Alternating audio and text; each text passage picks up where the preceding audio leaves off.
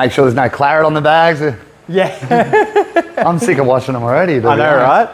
It's like every other day there's blood nose in the gym. Oh, bloody nose, yeah. All right, let's do it.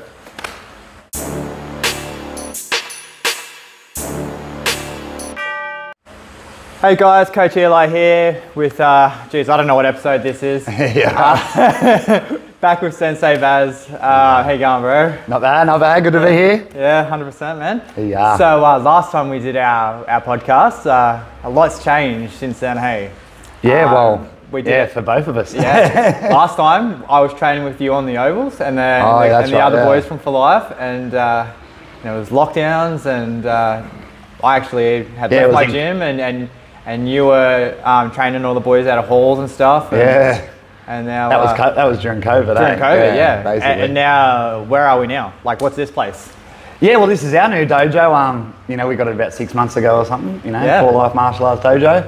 It's our first one. We've been open for 27 years, but you know, we've finally been able to be in a position where we can get our first place, and it's just changed our whole club, really. You know, there's like a home for all our students now. You know what I mean? They all come and they all feel proud of it, and it's just been a world changer for our club, because we've never had bags up either. Yeah. So it looks amazing, man. It looks absolutely amazing. It was probably about a year ago we done that or something, I suppose. It was. You know, during COVID, but same as you know, that joint didn't exist. That name didn't exist when last time we talked. 100%, bro.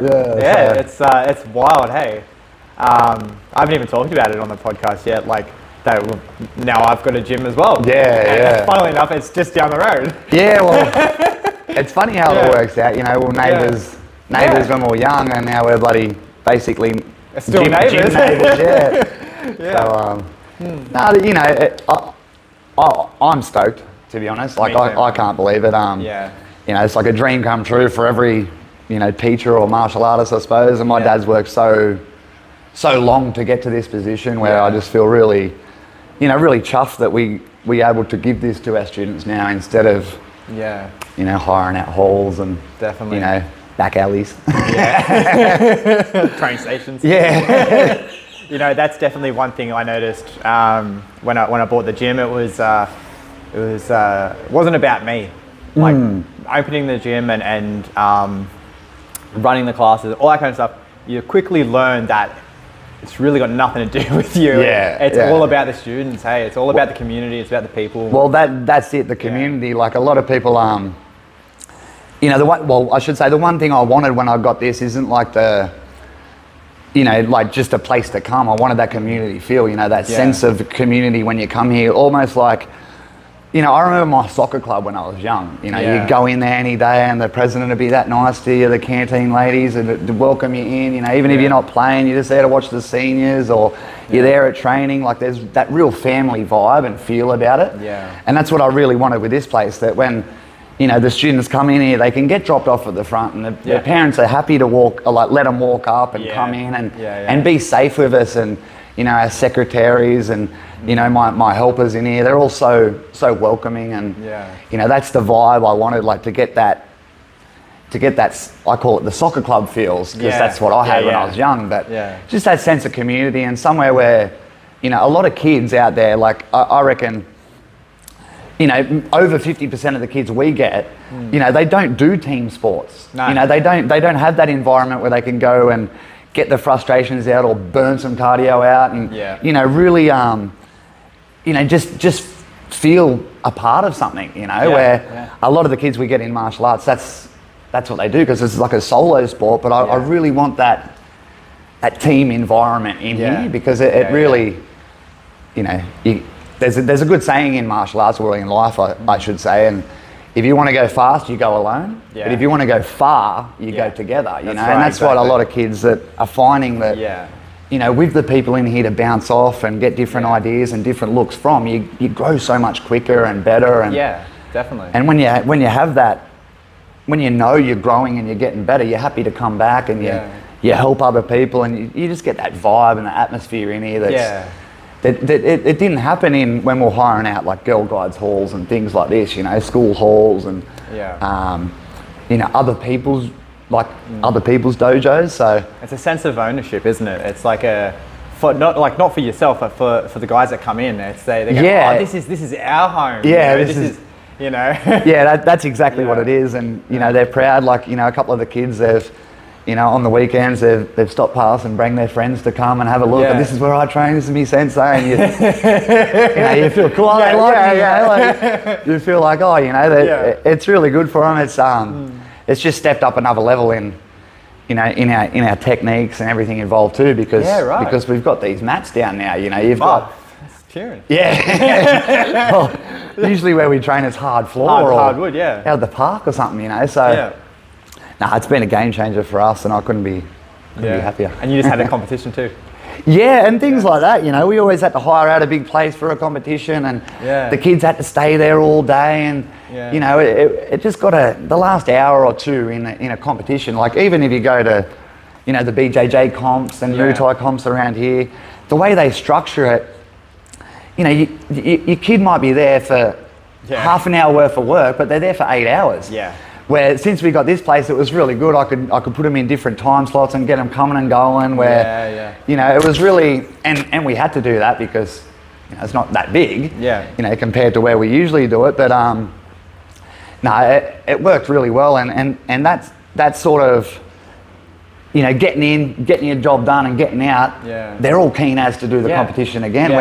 Where we used to go to NAS, the kids used to get over it, when are we going home? I'd done my competition bloody an hour ago, and I'm still waiting, and I'm like, well, unfortunately, we all come down together, and my competition's not until 3 o'clock, so you're in, you're in, and then a lot of the time when we went to NAS and the karate style competitions we'd lose students after it, you know what I mean? Because it's a boring ass day, They don't want to sit there and watch the adults fighting, they want to go in and get their medal and and if they don't get a medal, they don't want to be there. They want to get the hell out of there. So Well, if I don't get a medal, I don't want to be there. Yeah, exactly right. If you win first, you're happy to stay around and show it off a bit. But that's another thing. When we ran our competition, I made sure, knowing that from when I was a kid going in the NAS style, everyone that came in, we gave them a medal. We let them know that it takes confidence and bravery to go in a kickboxing competition. 100%, they all got a participation medal, and it was a really successful day for our club, and all the kids are biting at the bit to get back into it, and even the kids that didn't want to do it, I had one kid here, and she was sitting behind that bag over there, and she wouldn't get up, and I had to drag her in. I was like, get in there. She won second. Now she's like, when's the next one, Sensei? I've got this, And then the ones that didn't come, because they were a bit worried or a bit scared, they're like, oh, really? Like, he won and she won. Like, oh, I should have went in. I told you, But it changes the game a little bit for your training. Like when you're just sort of training with the same guys over and over again in a sort of not really a super competitive thing. It's like you get a bit complacent or whatever. But once you start competing, and then there's that, you're like, oh, I have to improve here, and here, and I have to train harder than that person for next time. Well, I've got this one kid, and he's phenomenal, to be honest. Like his name's Zane, and he's a brown belt, and he, everything over the years, he's always been the best at. You know what I mean? But that's in his class. Like the kids, don't understand that I've got other classes. We've got 4 other locations. So when he came in and he come second, it was a really hard thing for him to do, because he thought he'd just win. Like, he didn't think he'd just win. Like, but he knew he'd be up there. And then when Kobe beat him, he was like really shocked. And I'm like, well, to be honest, mate, this isn't your number one sport. He's a phenomenal soccer player, Right. But Kobe, it's his number one sport. He does it 3 times a week. He does Muay Thai as well. And he's got 2 dojos to feed off as well. It's his whole life as a young kid. He's 13 and he's a phenomenal martial artist, for his age. Well, not even for his age, just for anyone really. And it was really good to see that, where the kids go, oh, it's not just the group I train with, you know what I mean? There's other kids, even in just our club, that are as good and could beat you, you know what I mean? So, and even before, like about 5 or 6 weeks before the competition, you feel the difference in the class, like a fire's been lit. Yeah, yeah. And all the kids that, you know, would usually, I don't want to spar, you know, I'd rather play games at the end. Yeah, yeah. Can we spar, Sensei? Can we spar? Yeah, can we spar? You know, and it was really made me real chuffed because, you know, for the last 3 years with COVID and stuff, we haven't had that element or extra thing in martial arts where they can go towards, you know, like soccer, you train every week to go play a game. That's right. But for the last 2-3 years in ours, we haven't had the option. So, you know, it's just finally good again to give them that goal to achieve, you know, something to look forward to, something to train towards, not just just think we're training in here to make our life better and make me healthy and that. I actually have a place to go, you know, there's pathways, there's you know. And yeah. even with my kids, a lot of them, I've been saying now that in, 9 years now, 10 years, there's going to be an Olympics in Australia. Yeah. You know, and there's a good chance that, I think it might be Muay Thai, but it could be kickboxing. One of them is going to be in there. Yeah. You know, I think it's Muay Thai, to be honest, but I'm thinking because it's the Olympics and amateur, I'm thinking it'll be a modified rule set, you know, you might take away the elbows or something. Yeah, something like that, or only clinch for a couple of seconds, or you know, so like K1 sort of stuff. I feel like that's what it'll happen. I'm sure it's been approved, but I haven't seen what's been approved. But that'll be on our home soil, and that will be in the 2032 Olympics. Yeah. So, you know, not many athletes have the chance to go to the Olympics, you know, or be in the right time to do that, the right time slot, and also even less have the chance to do it on their home soil. Yeah. So all these kids that I've got, and they're thriving towards the competitions now. I'm really getting in their ear and saying, if you take this serious, you know, and you'll have to step it up tenfold because, you know, we're trying for a huge goal here. You know, one of the probably the biggest goal in any athletic thing, to get a gold medal or just to be representing your country at the Olympics would be on the world stage. I would cry my eyes out. One of my kids got selected. But that's a good thing for them to be able to. It's put a fire up them again to know that, all right, it's not just a thing we come and train and have fun and I learn life skills in case something happens. Where they're learning it now and they're seeing the opportunities that it is a sport. It's not just you know, it's not just a fun place to come to if something happens, because like you would know best as anyone, like I know people that are 65 in this club that have never been in a street fight. You know what I mean? So you might not even get to use it. So some kids, they don't see that, you know what I mean? When you think, and I say to them, you might not ever use this. Well, why in the hell am I doing it? Because they don't see the health and the balance and flexibility and confidence they get from it. They don't really care. They're kids. You know what I mean? Their mum and dad care. But now that they've got that goal again, you really see it that, it's a sport again. It's not just a thing that in case. Where I think that's really changed the game again for our kids. Is just knowing they've got an opportunity to go somewhere with it. That's mad. So I really, really pumped on that. I can tell. I won't shut up about it. No, that's awesome, man. Oh, bro, it's so cool just to see where everything is now. You know, it really makes me happy. Like I remember we were talking about having like gyms just around the corner from each other. And you're like, but so does Hungry Jack's and Macca's. You know? And then even right near my gym, there's Shell and 7-Eleven across the road. Across the road from each other. And I'm sure none of them are starving. You know? Well, I looked at it the other day, and I'm sure there's 9 or 10 martial arts clubs on the peninsula. You know, there's plenty of food for all of us. You know what I mean? You think about how many kids are in the schools and stuff. You know? And a lot of them don't. You know, we don't compete. No. You know what I mean? There's not another kickboxing club. No. You know what I mean? There's not another specific MMA club. No. You know what I mean? Like exactly. I think there's a Muay Thai class, but not a Muay Thai club like you have. You know, but of course, like everywhere, there's 4 bloody BJJ joints around the shop. They're just popular as fuck. They're just fucking. You throw a rock any direction, you're gonna hit a BJJ. And they'll tell you that they're a BJJ. They'll tell you all about the Gracies and.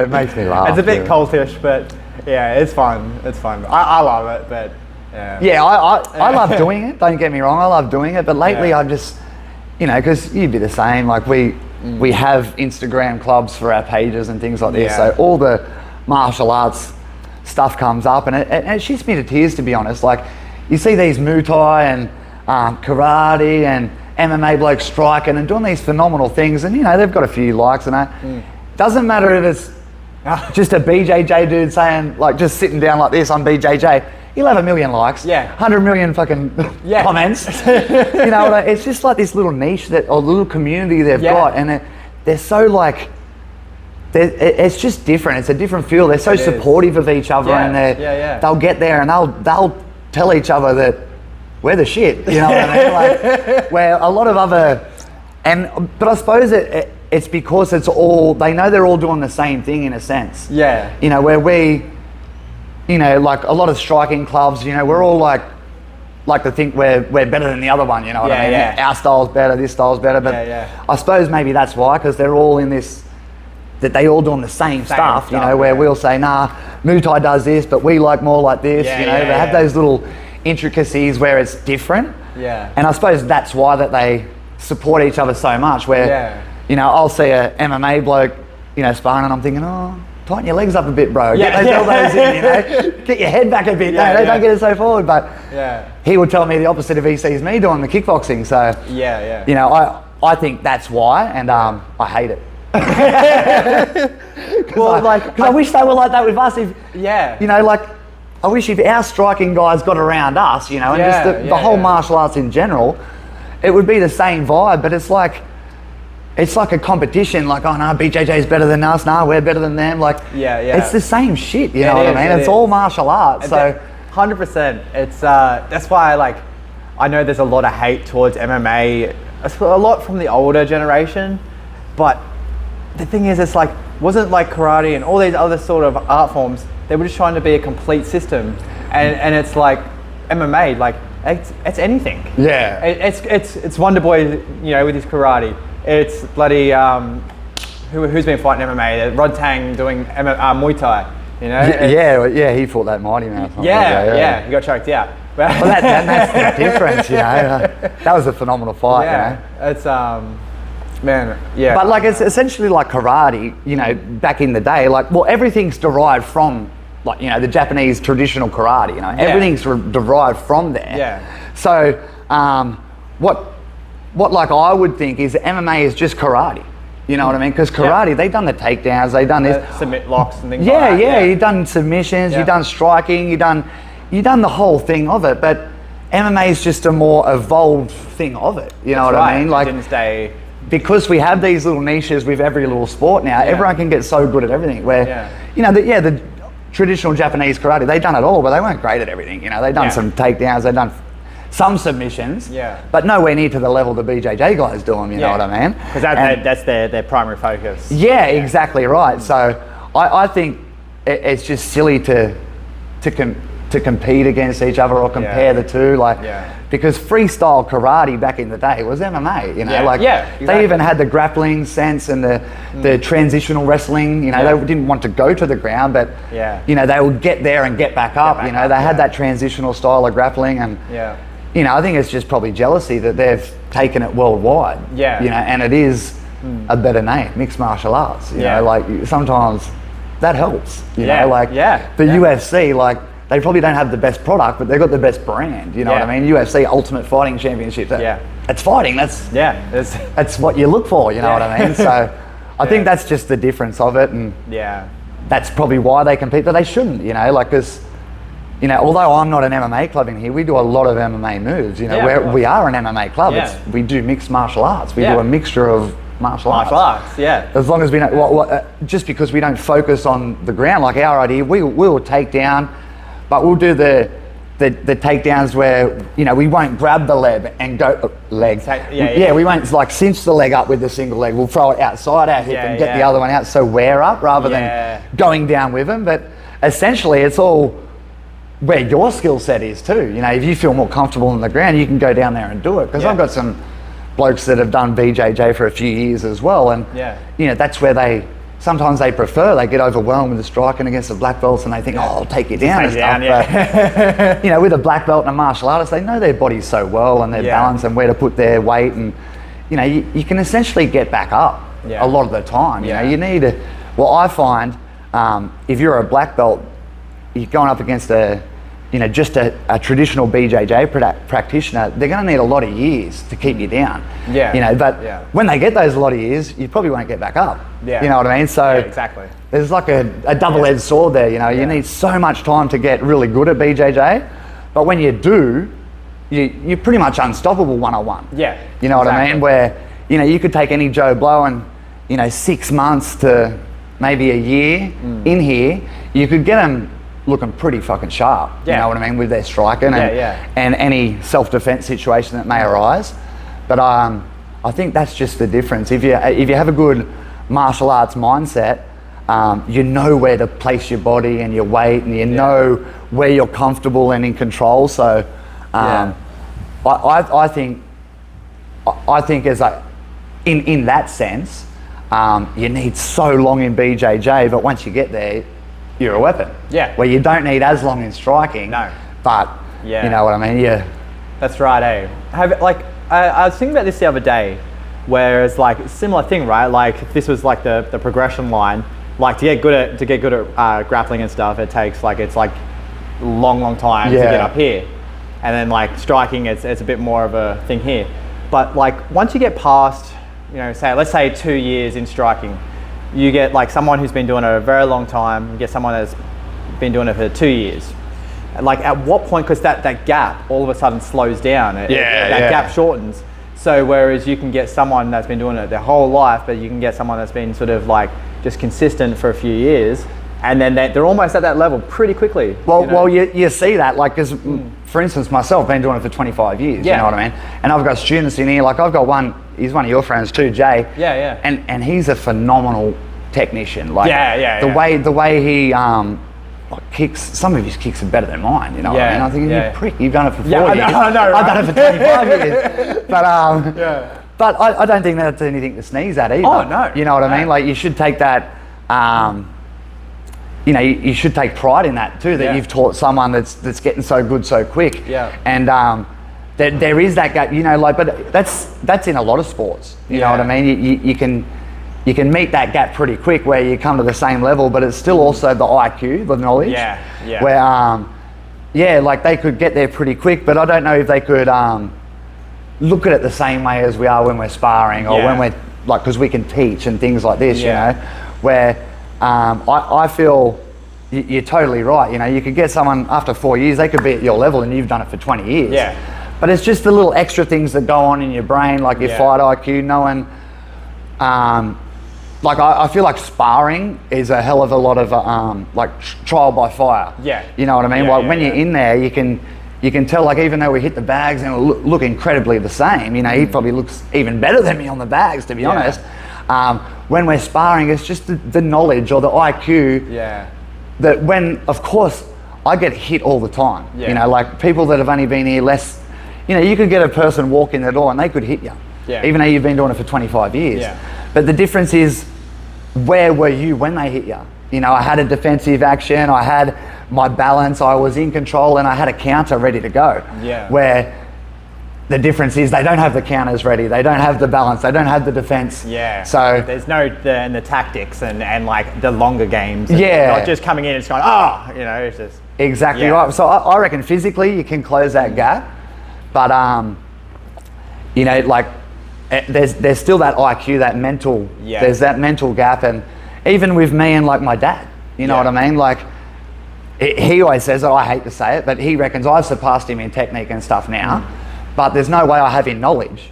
He's got another 20 years in the class, and it might not be just technique knowledge, it's just how to approach people, how to approach the class, just how to keep it smoothly, how to keep them coming, you know, like little things like that. And you know, that's how I feel about it. You know, you can close the gap physically a lot, but unless you're closing the gap mentally as well, you know, you don't really have nothing to worry about that, because you'll always be able to prove it to yourself. You know what I mean? When you are sparring and it's under those pressure test situations.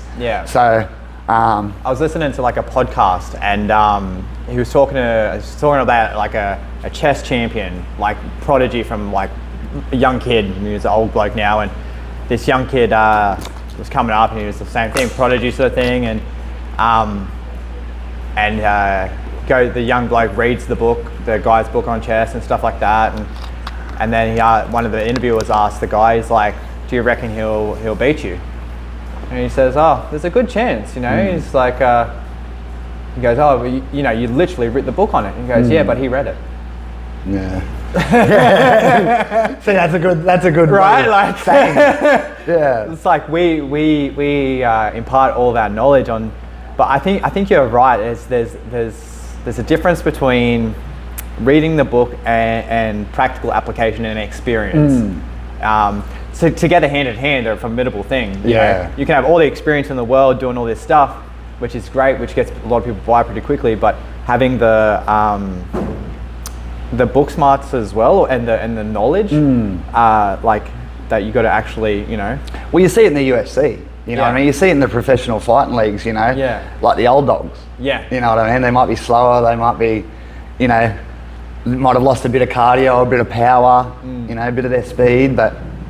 My God, you know, that IQ helps them so much. Oh, you know, like, Like I think we even, you know, touched on it last podcast that I don't think he is anymore, but Glover Teixeira, 42 years old, you know, and he was the champion of the world. Yeah. And what was that, light heavyweight or light heavyweight? Something like that, yeah. I think he's fighting, or he's fighting soon actually again. I don't think he's fighting for the title, but he's fighting soon. Yeah, but the same thing, you know, like the blokes he was fighting, 20 years younger, fucking killers, man. Like fast twitch muscle fibers up the ringer, and you know, physically a lot bloody stronger than them. You know what I mean? A lot speedier, a lot more powerful in their techniques. But you know, that IQ, the old dog gets it. You know what I mean? Well, look at Kevin Holland versus Stephen Thompson recently. Wonderboy, man, like he's 40. He's 40 in February. You wouldn't know it. You wouldn't know it. He moves around. That guy's half his age. Like it was nothing. Well, that's the perfect example, you know what I mean? The perfect example of how like a martial artist can stay youthful way into their older age, you know what I mean? Like I bring it up all the time that my dad is 62 years old, and he can crescent kick round kick above my head still. You know what I mean? And like who else can do that, man? A lot of my mates' dads, you know, like they look 62, you know, they got the grey hair, they need a walking stick. And they usually get a bit of the weight. They got a beer gut, and you know, like they don't look like they could go, you know, do much. You know what I mean? And they look like the person when you're 10 and you think a 60-year-old looks like. You know what I mean? When my dad might have grey hair, of course he's got wrinkles everywhere, but he is youthful, man. I've seen some videos of him sparring on Instagram and stuff like that, And he still, you know, he still runs rings around the 30-year-olds in here, you know what I mean? Especially sparring, and he doesn't spar that often. He rarely spars. He's got chronic fucking arthritis in his hands and shoulders, and, you know, just from holding the pads and hitting things all his life, you know, 40 years he's been holding pads now for, so... You know, and it takes a toll on the body, eh? And you can't spar like you know, we got a lot of older fellas that last year, you know, it sort of crept up with, I'm going to have 4 or 5 months off because arthritis is just killing them, you know what I mean? And they get in there and punch the bags or the mitts for an hour, and it'll take them a week to get over it. You know what I mean? So, although we have never ever wrapped our hands or used gloves when we're doing pad work, you might be smart to, you know, because well, like there's another thing as well. It's like I don't wrap my hands. Like I do sometimes, like if I just feel like wrapping them. But for the most part, I generally train with small MMA gloves, no wraps, or barehanded. That's what we do. And it's I see everyone they cocked it, like they bend their wrists and stuff, and it's like. Maybe if you didn't have the wraps on, they might be strong enough. And one thing I noticed a really bad habit with boxers, all you boxers out there, that when they're not wearing gloves, they hold their fingers like this. Well, exactly right. And I'm like, tuck your thumb. Like, please. My young boxers, I'm always on them. I'm like, they do this. I'm like, no. You know, and it's like. But our theory has always been you can never put like, because essentially we're a self-defense club, you know what I mean? We don't push people towards competitions, although we can do it. Yeah. But essentially it's in case some mug out there tries to mess with you, you can feel like you go home safe. And if that happens, you're not going to go, hey mate, hold up, just going to wrap your hands first. You know, like, this is what you got, you know what I mean? So it makes sense to condition them so they are strong, you know, and strong wrists equals strong fists. So it just makes sense to do it, but when you've seen the outcome as well, it's, you know, you've got to have it in moderation, I suppose. You know, you should punch without gloves, but you shouldn't smack the heavy bag until your wrists are hurting, I suppose. You know, like 100%. You've got to have that happy medium where you can make them stronger and not wear them out, I suppose. We got a makiwara at the gym. Oh yeah, I've seen you doing that. So like I used to do this like whenever I train by myself, or like that's what I do. Like I do a round on that, you know, like for a prolific length of a song, but I don't smash it, you know, like it's not how you do it.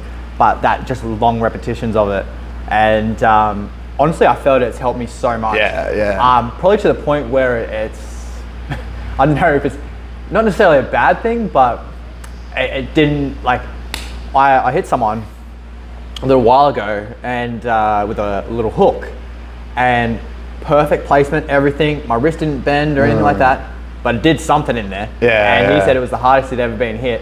And he got, like, he was nearly knocked out. And like whatever it did, there was something in there, but this was all so solid and it just did not move, you know, like, so there was the good thing, but then there was something else, like it must have been like a muscle or something like that it did. But with the arthritis stuff, one thing that I think really helps is the cryotherapy. Oh yeah. Like that, even if it's like the snap freeze. The snap freeze stuff, like Cryo Plus, the place we sponsored by, but not. Oh yeah, of course. So they do like spot therapy. So, and like within, like, so there's guys that like can't open their hands like this, old people, and then after a few sessions they're like this again, you know. And well, the only thing that's been, like, you know, Dad's old school. I've been trying to get him into, you know, different things like that. The one thing he did try was the CBD oil. You know, and that really helped him. That's cool. Same thing about, you know, 2 months in, his body's got used to it, and it doesn't really help anymore. Well, like, he's tried all things, but there's there's another cream. I don't know what it's called, but you know, like, you feel bad for him because Dad loves, you know, Dad loves fucking martial arts. It's his whole life. It has been his whole life, and you know, he just wants to get in here and punch the bags and, you know, spar and that. But you know, it just, your body catches up with you, and I suppose when you've worked as hard as he has for so long, it's bound to happen, you know. So it's like, what do you do? Do you have a recovery routine or certain things that you do that sort of a little bit of IQ on recovery? Like, me myself. Like, well, you know, first of all is, like, you've got to relax. You know, like, people, it's so overlooked, but, like, you've got to sit down and relax. You know, like, you've really got to you know, what I do personally, like, I'm pretty lucky. Dad's got a spa and a sauna at home, so I just go hit the spa and sauna. But we don't have like an ice bath, but I'd love one. You know, I have a lot of cold showers. I'll start off with the shower cold and get myself 5 minutes, and then I'll turn the heat on and wash myself. You know what I mean? So especially if I'm really, like, if we do a lot of exercises in the class, and because I do it 6 days a week too, you know, every fucking day. You've really got to recover.